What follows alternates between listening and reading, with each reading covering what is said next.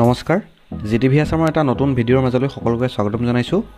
আমি ডিসকাস কৰি আছিলো অষ্টম শ্ৰেণীৰ অধ্যায় 2 এটা চলকযুক্ত এক ঘাতৰ সমীকৰণ আৰু আজিৰ ক্লাছটো হ'ব এই অধ্যায়টোৰ পাৰ্ট 3 আৰু আজি আমি ডিসকাস কৰিম অনুশীলনী 2.1।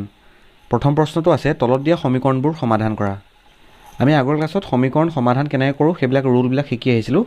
এতিয়া এইবিলাক এপ্লাই কৰিব লাগিব। আমি প্ৰথমতে কি কৰিম এই পাঁচটো নাইকিয়া কৰিবলৈ চেষ্টা কৰিম। 4x + 5 আছে, আমি যদি -5 কৰোঁ বাওঁপক্ষত সোঁপক্ষটো -5 কৰিম। -5 কৰিলে কি হ'ব, পাঁচে পাঁচে কটাকটি যাব, বাকি থাকি যাব 4x। 4x = 21 পৰা 5 বিয়োগ কৰিলে হ'ব 16। এতিয়া আমি কি কৰিব পাৰোঁ, যিটো বাওঁপক্ষত আছে 4টো আমি পক্ষান্তৰ কৰিব পাৰোঁ। 4টো সোঁপক্ষলৈ লৈ গ'লে কি হ'ব, বাওঁপক্ষত পূৰণ হৈ আছে, সোঁপক্ষত লৈ গ'লে হৰণ হৈ যাব। 16ক 4ৰে হৰণ কৰিলে হ'ব 4। তাৰ মানে আমাৰ x ৰ ভ্যালু ওলাই গ'ল 4। এইটোৱে হৈছে এই প্ৰশ্নটোৰ কাৰণে সমাধান। x = 4। 2 নম্বৰ প্ৰশ্নটো চোৱা 17y - 3 = 48। এতিয়া ইয়াত আমি কি কৰিব লাগিব, y ৰ মান উলিয়াব লাগিব। y ৰ ভ্যালুটোৱে হ'ব এই সমীকৰণটোৰ কাৰণে সমাধান। প্ৰথম কামটো আমি কি কৰিব পাৰোঁ, -3টো আমি আঁতৰাবলৈ 17y - 3 + 3 কৰিম। বাওঁপক্ষত 3 যোগ কৰিছোঁ, সোঁপক্ষতো 3 যোগ কৰি দিম। কি হ'ব, 17y থাকি যাব, 3 3 কটাকটি যাব, +3 - 3 কটাকটি যাব, 48 + 3 = 51। এতিয়া বাওঁপক্ষত 17টো আঁতৰাব লাগে, আমি অকল y ভ্যালুটো লাগে আমাৰ। তেতিয়াহ'লে কি কৰিব পাৰোঁ, বাওঁপক্ষত আমি 17ৰে হৰণ কৰি দিব পাৰোঁ। তেতিয়া 17 কটাকটি যাব, yটো থাকি যাব। যিহেতু বাওঁপক্ষত 17ৰে হৰণ কৰিছোঁ, তেতিয়া সোঁপক্ষকো আমি 17ৰে হৰণ কৰিম। 17 কেইবাৰ যাব, 3 বাৰ যাব। তাৰ মানে আমাৰ y ৰ ভ্যালুটো কিমান ওলাই গ'ল, 3। এইটোৱে হৈ যাব এই সমীকৰণটোৰ সমাধান। y = 3। Next question -8 + 2x = -4। আমি এইটো কি কৰিম, পক্ষান্তৰ পদ্ধতিটো ব্যৱহাৰ কৰিম। পক্ষান্তৰ তোমালোকে পাই আহিছিলা যে বাওঁপক্ষটো সোঁফালে লৈ গ'লে চিনৰ সালসলনি ঘটে, প্লাছটো হৈ যায় মাইনাছ, মাইনাছটো হৈ যায় প্লাছ। এতিয়া আমি -8টো সোঁফালে লৈ যাম, কি হ'ব, এইফালে বাওঁপক্ষত থাকি যাব 2x। 8টো যদি আমি -8টো সোঁপক্ষত লৈ গ'লে +8 হৈ যাব, 8 - 4। কি হৈ যাব, 2x = 8 - 4 4। এতিয়া আমি আকৌ কি কৰিম, পক্ষান্তৰ কৰিম। 2টো বাওঁফালে পূৰণ হৈ আছে, সোঁপক্ষত লৈ গ'লে হৰণ হৈ যাব। তাৰ মানে আমাৰ কিমান লালে, x = 2। এইটোৱে হৈ গৈছে এই সমীকৰণটোৰ কাৰণে সমাধান। 4 নম্বৰটোলৈ আগবাঢ়িছোঁ। 6x / 7 = 42। এতিয়া আমি কি কৰিব পাৰোঁ, বজ্ৰ গুণন কৰিব পাৰোঁ। 7ৰ লগত 42টো পূৰণ হ'ব আৰু 42ৰ তলত একো নাই, মানে 1 এটা আছে বুলি আমি ধৰি ল'ব পাৰোঁ। তাৰ মানে বজ্ৰ গুণন কৰিলে কি হয়, যদি a/b = c/d হয়, AD = BC হয়, ক্ৰছ মাল্টিপ্লিকেশ্যন এনেকৈ কোণীয়াকৈ পূৰণ হয়। তাৰ মানে যদি আমি 42/1 আছে বুলি ধৰি লওঁ, 6xৰ লগত 1 পূৰণ হ'ব, 1টো আমি নিলিখোঁ আৰু সোঁপক্ষত থাকি যাব তেতিয়া 7 × 42। এতিয়া আমাৰ কি হ'ব, বাওঁপক্ষত 6টো নাইকিয়া কৰিব লাগে। 6টো যদি আমি সোঁপক্ষলৈ লৈ যাওঁ, কি হ'ব, 6টো তললৈ গুচি আহিব, হৰণ হৈ যাব, 6 কটাকটি যাব, 6 × 6 6 7 × 42।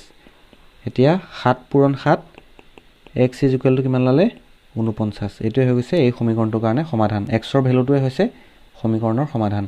Next question 5 6y / 11 = 54/99। এইটো আমি ডাইৰেক্ট ক্ৰছ মাল্টিপ্লাই কৰিম।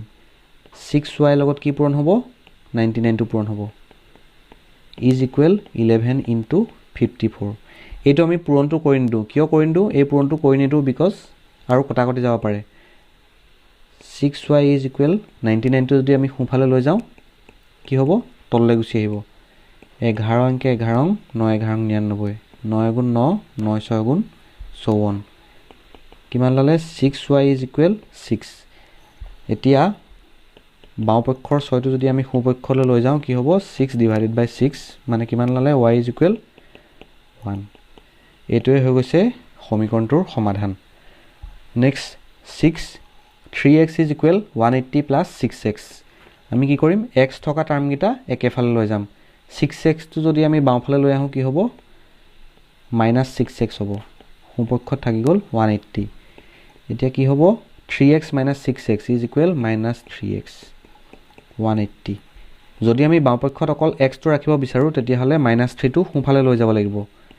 -3টো সোঁফালে লৈ গ'লে তলত হৰণ হৈ যাব, কেইবাৰ যাব, 3 × 3 3 6 × 18 -60।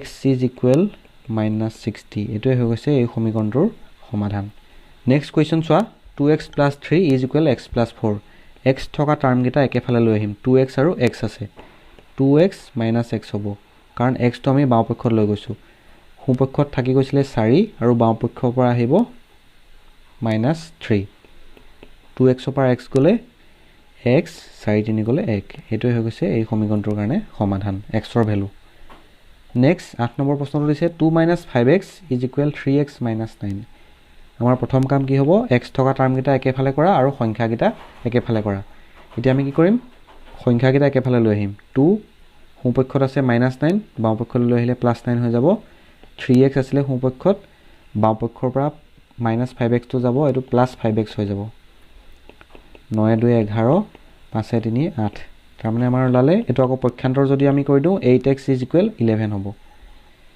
কি হ'ব 8 টো যদি আমি সোঁফালে লৈ যাওঁ 11/8 এটো হৈ গৈছে এই সমীকৰণটোৰ কাৰণে সমাধান নেক্সট 9 নম্বৰ প্ৰশ্নটো চোৱা 5 (p - 3 = 3 (p + 2 প্ৰথম কামটো আমাৰ কি হ'ব পূৰণটো কৰি লওঁ 5p - 5 3 × 15 মাজত মাইনাস চিন আছে কাৰণে ইয়াত মাইনাস চিন আহিছে = 3p + 3 2 6 এতিয়া আমাৰ কামটো হ'ব p ৰ ভ্যালুটো উলিওৱা গতিকে p থকা টাৰ্মকেইটা আমি একেফালে লৈ আহিম সোঁপক্ষত 3p আছিলে বাওঁপক্ষলৈ লৈ আহিছো -3p হৈছে সোঁপক্ষত 6 টো থাকি গৈছিলে আৰু বাওঁপক্ষৰ পৰা আহিলে 15 5p - 3p = 2p 15 6 21 তেতিয়াহলে আমাৰ p ৰ ভ্যালুটো কিমান লালে 21/2 p ৰ ভ্যালুটোৱে হৈ যাব এই সমীকৰণটোৰ কাৰণে সমাধান কোৱেশ্চন নম্বৰ 10 3/4y = -9 এতিয়া আমি কি কৰিম বজ্ৰ গুণন কৰিম -9/1 আছে বুলি আমি ধৰি লম কি হ'ব তেতিয়াহলে 4y লগত কি পূৰণ হ'ব -9 টো পূৰণ হ'ব আৰু 3 ৰ লগত 1 টো পূৰণ হ'ব 9 4 গুণ 36 -36y = 3 y = কি হ'ব সোঁপক্ষত যদি আমি -36 টো লৈ যাওঁ তললৈ গুচি আহিব 3 গুণ 3 3 12 36 কিমান লালে -1/12 y ৰ ভ্যালু কিমান লালে -1/12 এইটোৱে হৈ গৈছে এই সমীকৰণটোৰ কাৰণে সমাধান নেক্সট কুৱেশ্চন চোৱা 4x/5 + 1 = 7/15 আমাৰ কামটো প্ৰথমতে কি হ'ব সংখ্যাকেইটা একেফালে লৈ যাম 4x/5 টো আছে 1 টো আমি বাওঁফালে লৈ যাম 15/7 - 1 কি হ'ব এতিয়া বাওঁপক্ষত 4x/5 টো থৈ দিছো সোঁপক্ষত লসাগু হ'ব 15 ওপৰত হ'ব 7 - 15 নেক্সট ষ্টেপটো হ'ব 4x/5 টো আমি থৈ দিও 7 ৰ পৰা 15 বিক কৰিলে হ'ব -8 তলত 15 এতিয়া আমি কৰিম বজ্ৰ গুণন